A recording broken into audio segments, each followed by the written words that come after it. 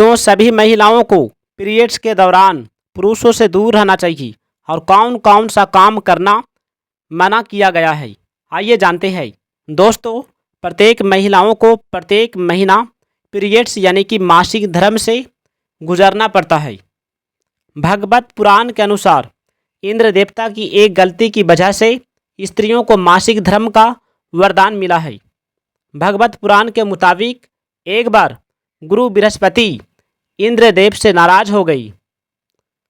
आसुरी इस मौके का फायदा उठाकर देवताओं पर आक्रमण कर दिया। राक्षसों ने देवताओं को हराकर इंद्रलोक पर कब्जा कर लिया। इंद्र को मजबूरन कुर्सी छोड़नी पड़ी। फिर क्या हुआ, आइए जानते हैं। वे मदद के लिए जगत गुरु ब्रह्मदेव के पास गई। ब्रह्मा ने इस समस्या का निदान करने के लिए किसी ब्रह्म ज्ञानी की सेवा करने के लिए कहा। ब्रह्मा के कहे अनुसार एक ब्रह्मा ज्ञानी की सेवा करने लगा। उस ब्रह्म ज्ञानी की माँ एक असुर थी। इंद्रदेव जो कुछ भी ब्रह्म ज्ञानी को चढ़ाते थे वे सब आसुरी के पास चली जाती थी।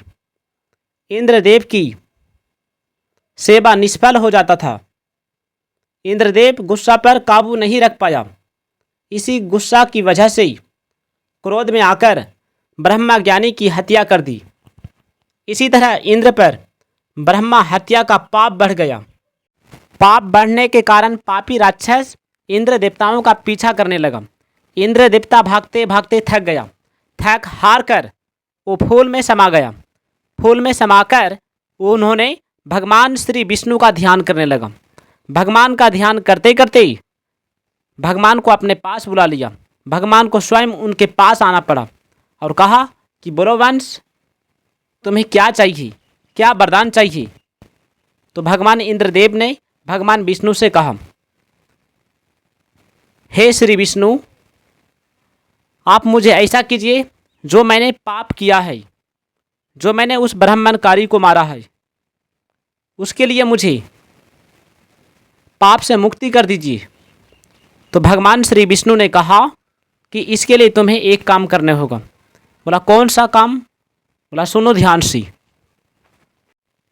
कहा वृक्ष, जल, धरती और स्त्री में बराबर बांट दिया जाए तो तुम इससे मुक्त हो जाओगी। इसी प्रकार चौथाई हिस्सा को ग्रहण किया और मासिक धर्म की यातना मिली स्त्रियों को। अब आइए दोस्तों, श्री कृष्ण भगवान ने गीता में क्या कहा, मनुष्य को क्या करना चाहिए। भगवान श्री कृष्ण ने क्या कहा?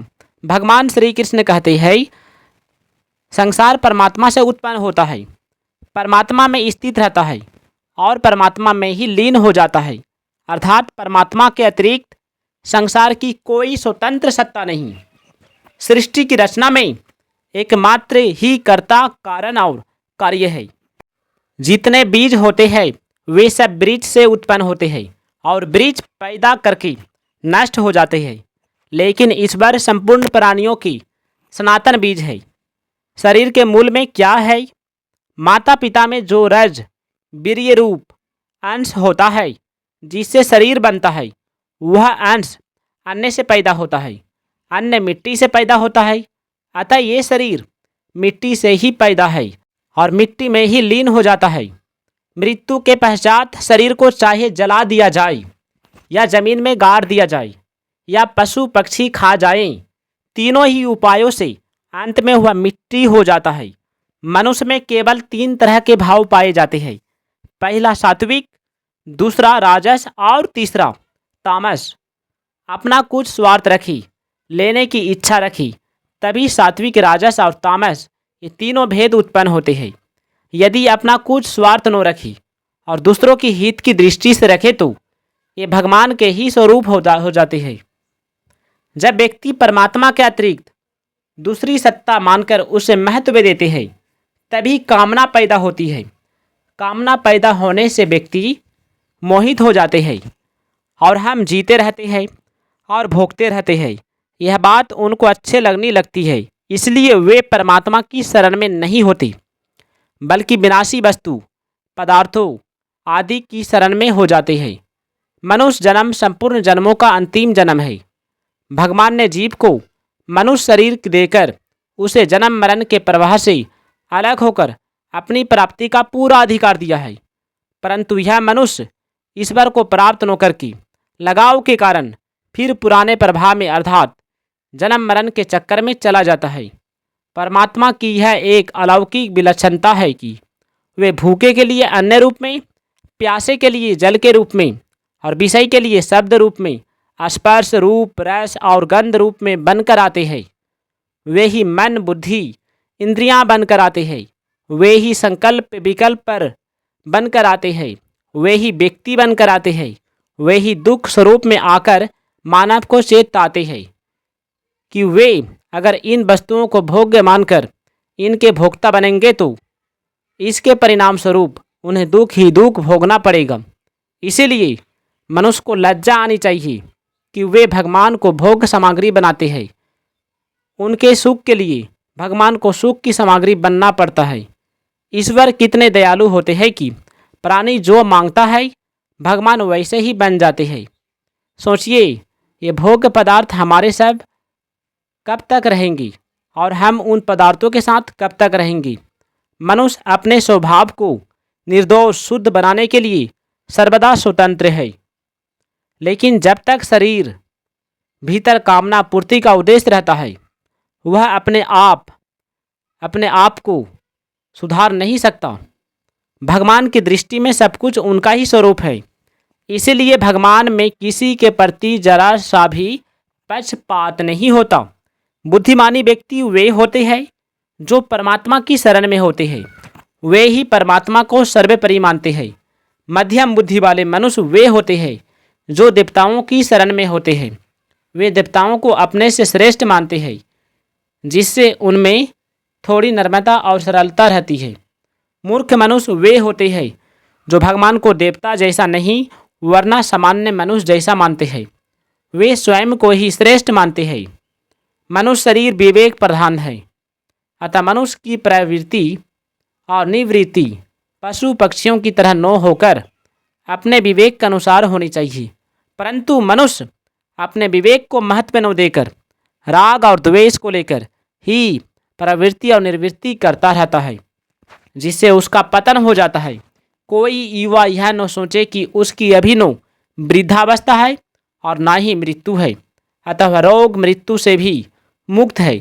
वास्तव में वह रोग से मृत्यु से मुक्त नहीं है, क्योंकि जब तक शरीर के साथ संबंध है तब तक रोग मृत्यु से रहित होते हुए भी वह इनसे मुक्त नहीं होते।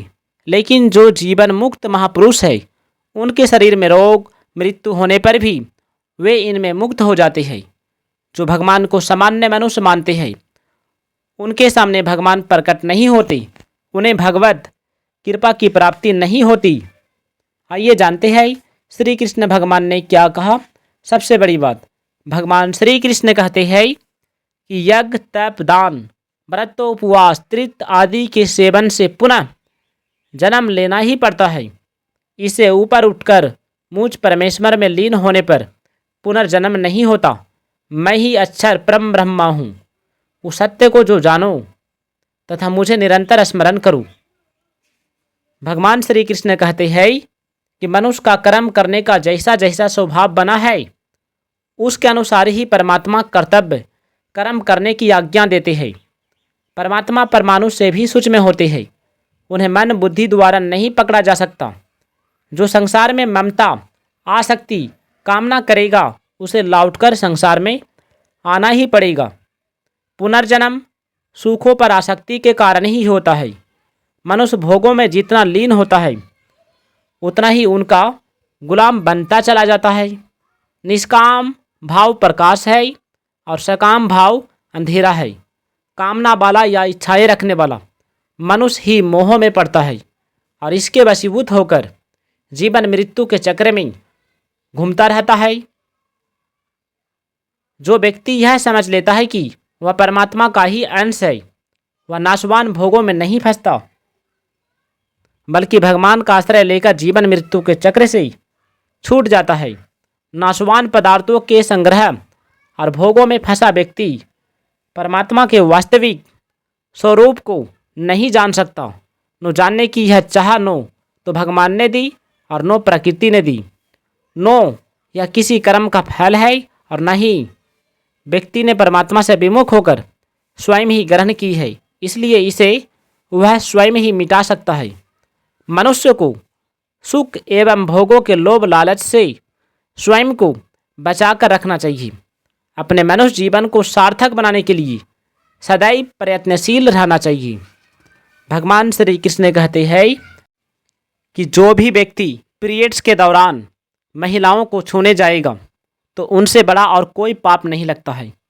अतः दोस्तों, जब भी स्त्रियों को पीरियड्स हो तो उसे हमें सांत्वना देना चाहिए।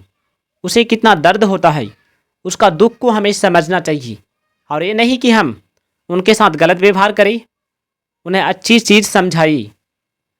भगवान श्री कृष्ण कहते हैं कि जिस मनुष्य का लक्ष्य सांसारिक धन संपदा का संग्रह और उनसे सुख लेना नहीं है, बल्कि एकमात्र परमात्मा को प्राप्त करना है, उसमें सांसारिक भोग और उनका संग्रह करने की इच्छा बिल्कुल नहीं रहती।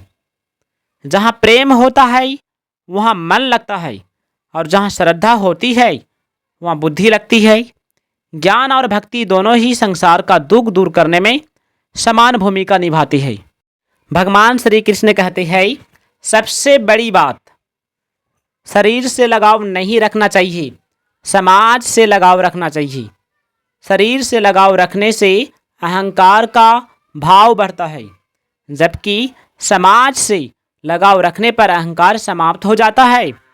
दूसरों की पैसों और चीज़ों तथा शरीर से सेवा कर देना ही सेवा नहीं होता, बल्कि अपने लिए कुछ भी न चाहकर दूसरों का हित कैसे हो, उन्हें सुख कैसे मिले, इस भाव से कर्म करना ही सच्ची सेवा माना जाता है। दोस्तों, यदि वीडियो अच्छा लगे वीडियो को लाइक कीजिएगा और चैनल को सब्सक्राइब करके बेल आइकन को दबाना नहीं भूलिएगा, और कमेंट में जय श्री कृष्ण राधे राधे जरूर लिखिएगा।